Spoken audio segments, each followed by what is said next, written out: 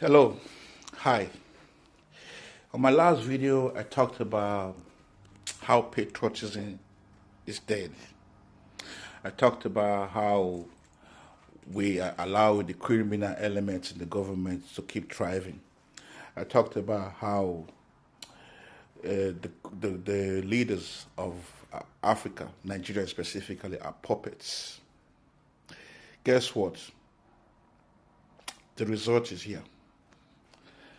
The result of a failed leader, the result of a failed nation is here. I'm living here for over so many years, and you people are representing a terrorist organization, a terrorist government. You Nigerian youth should be very ashamed of yourselves. Every one of you here should be very, very ashamed of yourself. I will speak to you. This can't happen in another European country that their youth are representing a government. Stay quiet, stay quiet, stay quiet. A football team should know that we are suffering the youth of Nigeria.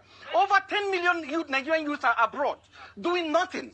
And you people who are supposed to know the truth are representing a terrorist organization. Excuse me, stay quiet, Mr. Man. I'm speaking, I'm not causing any problem. Do you understand? I am speaking to these youths who have refused to recognize. No, I will. If you touch me, I will call the police on you. If you can't touch me, I will call the police on you. This is not Nigeria. This is not Nigeria. If anyone who touch me will get the police. This is not a third world country. This is not a third world country. You motherfuckers, you are representing a government which are killing their people. You cannot be ashamed of yourself. Don't touch me. When you touch me, it's strictly here. You also don't touch me. Go away. This is a democratic nation. This is not a third world. I live here. So I'm calling on you, you idiots. Go back home. Don't represent. Be ashamed of yourself. Look at you. One thing I would like to say in all of this is I'm happy there are those of us in diaspora. We have those of us living in diaspora. I'm happy about that. The fact that we have those of us living in the diaspora are concerned about the state of Nigeria makes me happy. Because if you look at it, we are the only ones with the right mindsets, with the right experience, and with the right knowledge of a working system. You know, a lot of Nigerian youths or Nigerian citizens are abroad. Millions of us are in overseas, different countries. We've witnessed a working system. We've witnessed a system where there's constant electricity. We've witnessed a system where there's constant security. We've witnessed a system where there's social housing and all that. So we know what it's like. Even though all of this comes with a price, you have to put in the hours, shift work, employment and all that, which is normal. That's just basic life. That's just what we are supposed to do as human beings, especially as an adult. You're supposed to work and live. You're supposed to pay for what you spend, pay for what you use. You know, life is not free for anyone, you know. So that's what life is supposed to be all about. So I'm happy we have the likes of us in abroad. But for those who are high service, for those who are politician pleasers, I say shame on you. I say shame on you for your disgrace. Shame on you. You know, look at this video. Look at this video here. In the eyes of the international community, this is how our president or the president of Nigeria is expressed or is seen as disgraceful. So the Nigerian military can be spared to go and attack their neighbor, but they can't keep peace and stop ISIS in their own country. What kind of president is that? Well, it's a good question. I mean, Tinubu has very long-standing ties in the United States. Max Blumenthal and David Hundeyin, who's the latter is a Nigerian journalist, very famous, did a brilliant piece on Tinubu in the Gray Zone. Everyone should read it, about Tinubu's ties to cocaine trafficking networks in Chicago in his earlier years. So this is the type of guy that we're dealing with, in bed with the CIA, in bed with all these drug narco trafficking units. But of course, the West backs up the real narco terrorists like Tinubu, who, as you point out, are ignoring, I would say, the assault on their sovereignty by Western-backed terrorists like Boko Haram. Also now, JNIM, another terrorist organization linked with Al-Qaeda, has also entered into Nigeria. They have been causing a lot of chaos in Mali, Burkina Faso, and Niger the past few years. And what is the goal here? Well, the goal is to try and take as many of the resource-rich regions in these countries, in particular in Nigeria, and the U.S. will cry foul. They'll say that Christians are being genocided, even though Christians and Muslims are being killed in both very high rates. Actually, far more Muslims are being killed than Christians in Nigeria. And then Eric Prince or some other private military contractor will get to send in their mercenaries to Nigeria, and they will take up all of the resource-rich land, the mineral-rich land, the gold-rich land in Nigeria, and illegally steal all of the resources. As for the question of why can't he do anything about this threat in his own country, in Nigeria, but he launches all these airstrikes or these planes in Benin the moment there's a coup, there's a simple answer for that. President Macron of France gave a call to Tinubu today under the guise that there was a new offensive led by the Boko Haram terrorists in Nigeria. He made an emergency call, and apparently it wasn't about Boko Haram, because if it was, I'd imagine those fighter jets would have been used to do targeted airstrikes, hopefully on the terrorists, but instead they were used to go into violate the sovereign airspace of Benin and presumably strike the coup leaders. I want to believe that you heard this man very well. You heard him clearly, okay? Now listen very well. Let me tell you one thing about these white people. Even though some of them can be lobbied, some of them can be bribed, okay, to call black white and call white black. That one is true, okay? But most of them say things the way they are. Most of them say things the way they are. And I believe that this man that said this thing in this video is just speaking nothing but the truth. Okay? You see, the Nigerian media houses are evil. You have seen the video for yourself. What a shame. You know, we always talk about how we want change in Africa, but we are not ready for change. We are all complicit. That is why it is time. If the president is able to do things like this, what do you think his cronies, state governors, ministers, senators, what do you think they are up to? Look at another one. Look at another video here. This one is in Edo State, in Benin. And yet, the foolish bloggers will be calling on courts to come and rescue them from bandits. Look what a governor did for a well-known courtist member.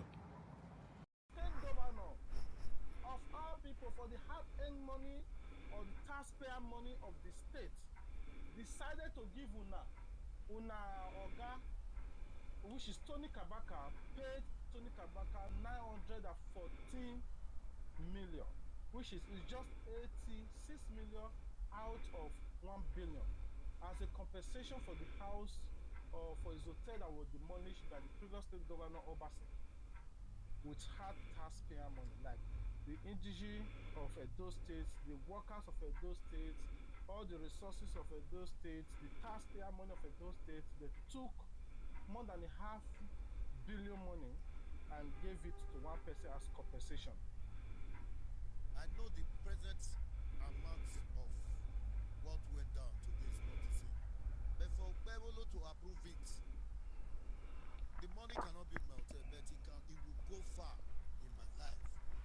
Bebolo, my excellency, may God continue to bless you. Whatever you lay your hands, my excellency, you will prosper. Look, this is what, if you think that, oh, I'm not trying to call out anyone, that individual there is a well-known courtist member. Even you heard the expression that they are courtist head or something like that. It's a well-known. But they cover it with the narrative of compensating him for his house that was demolished. Everyone's houses that were demolished, how many of them received compensation? Let's not play games. Let's say it as it is. It's housing compensation. bullshit. You hear comment like this from such individuals, such people. Oh, it is better to pick the devil you know than to pick the angel you don't know. Shut up your mouth. If you know it's a devil, why pick a devil? You rather not pick than to pick the devil you know. You already know it's a devil. Why pick the devil? Don't pick the devil.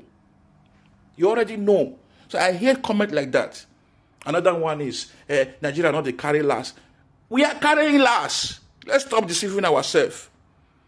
With our party lifestyle and our distractions bloggers on social media, distractive bloggers on social media, posting silly video. This week now, about the last couple of weeks now, it's all about, what's her name? The girl that didn't get married, Ogala. Forget about saying clouds or no clouds. I've not slept since yesterday that I had to deactivate myself to think this thing through. Why are you leaving me for now? Okay, shame here. You people can insult me for all you care. Let me know what is going on with my life. Is this man for me? My life has not been the same. I lost my younger brother. I lost my younger brother now. Chris, no, this marriage will not work. Who are you leaving me for? After sharing my naked video, turning your own miscarriage, the miscarriage I had for you, turning into abortion. What do you think you want to leave me for, Chris? No, Chris don't care for you. There is there. Stop following that bullshit. Let's go to the matter at hand. It is time we start separating the sheep from the goat. It is time. Either you are a patriot, you are a bandit, or you are corrupt. Pick a side. You are a patriot, a Nigerian patriot. You are ready to work hard for Nigeria, to fix Nigeria, to say it as it is. Ignore this narrative. We are in an era of internet where you can Google everything, do your research, confirm the real stories, and stop listening to the narrative the news media are giving you in Nigeria. Stop listening to that narratives. We want change, but we are not ready. We want a good environment, but we are not ready to pick up the litter on the street. We wake up in the morning, we throw rubbish outside. We throw water outside. We throw whatever we want outside. We are not ready. It is time for us to decide. When I lived in Dublin 22, there is this retired women I used to see, retired folks I used to see with their high vests. They come out with litter pickers and be picking rubbish on the street. They're just retired folks doing this. I got moved by that. This was years ago, a decade ago, nearly a decade ago. Well, not about 7 years ago when I saw this. I picked that. Before I realized it, it became innately in me that sometimes when I walk down the street, I see rubbish, I pick up the rubbish without even knowing it. That was instilled in me. We want change, we want this, we are not ready to fight for it. All of those people around the president, around the governor, around the senator, they are all complicit. Majority of us vote for faces. They vote for faces. That guy is a good guy now. We like that guy now. Maybe we vote for him. That the guy you like or in policy, now you want to look into. We don't look into policies. We don't look into the things that they said they're going to do. And we don't even hold them accountable when they don't do it. We vote for people we like, or we vote for people that is our tribe, or we vote for people we feel that we're going to benefit from one way or the other. Somebody that we're going to go to in the office in the future and say, Mr. Governor, don't forget it was me and my people that rallied around in that region for you. That is why we got your vote. That's all we are into. Politics. Do for me, I do for you. There is no patriotism. There is no about the nation. It should be about the nation. Not about you or me as an individual. It should be about everyone. So, my people, it is time we start picking side. That is why when I heard about that slap someone got in Manchester, so some guy got a slap in Manchester. On one hand, I don't like violence. I wasn't happy that he got slapped. But on the other hand, I was not unhappy either. Because a lot of those people need to be taught some sort of lesson. For bringing those individuals overseas and giving them platform is a no-no. We all left Nigeria because of politicians. A lot of us left Nigeria because of corrupt individuals. Because of the country that is not working for us. Then you will now leave Africa and bring them here and start giving them platform here. Don't give any Nigerian politician platform here. No, no, no, no, no. They want to do their politics, let them do it in Africa, there where they are doing it. Those of us in diaspora, we shouldn't be giving them platform here to come and bring their corruption and their deceit here. Because we know how they play the games. They don't play the games in good terms. They don't play the games to make the nation better. They play the games to win votes. They play the games to win popularity. That's all they do. And those that they can bribe, they bribe the envelope. There is no perfect nation. Don't get me wrong. There's no perfect nation. If the government wants to get you, they either tax it or put it into legislation, or they call it commission. They give it a government terms.